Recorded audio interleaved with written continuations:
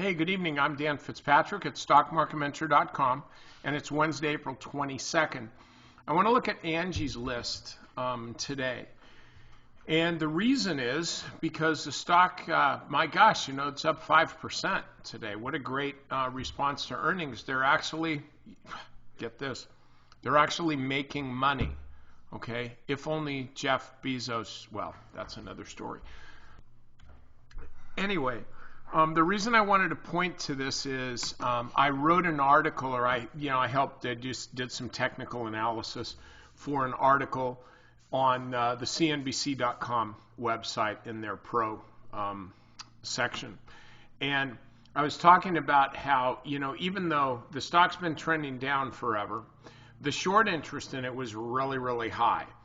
And when you've got a big short interest in a stock that's been beaten down a lot, the chances of the stock popping higher on earnings, even kind of crappy earnings, the chances are pretty strong just because, think about it. When you are short the stock, you are a built-in buyer. You're what I would call a latent buyer. It's like nobody knows you're there, but you know you're there. Sooner or later, you're going to have to buy that stock.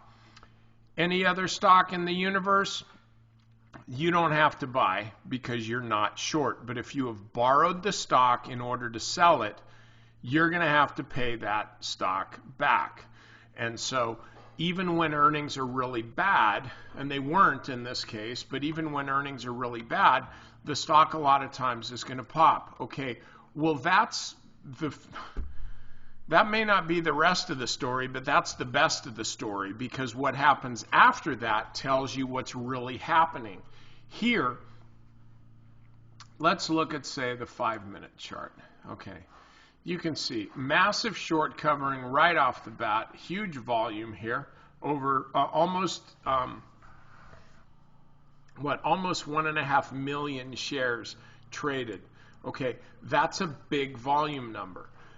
But then after that, the stock just drifted lower all damn day long. The only reason the stock closed at 646 was because the closing bell rang. So this is a stock that, even though it closed up 5%, you don't want to touch this stock right now because it is obviously still being sold into. This was just a lot of short covering. Now, so this isn't a stock that I would want to buy because it's still in a downtrend, actually. Yes, it broke out above the 200-day moving average, but where did it close?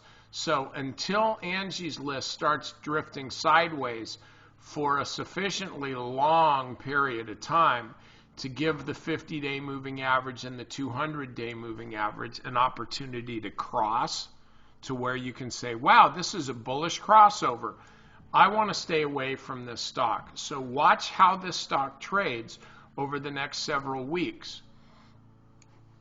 See if the 200-day moving average here, see if it ultimately comes down and the 50-day moving average moves higher.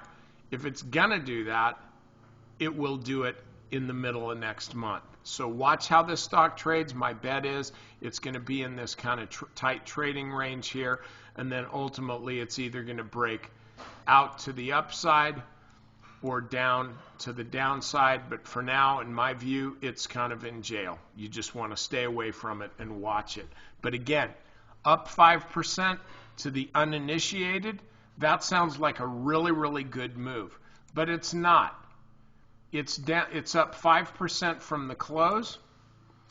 It's down 10, 11%, I think it was. Yeah, down 11% from the open.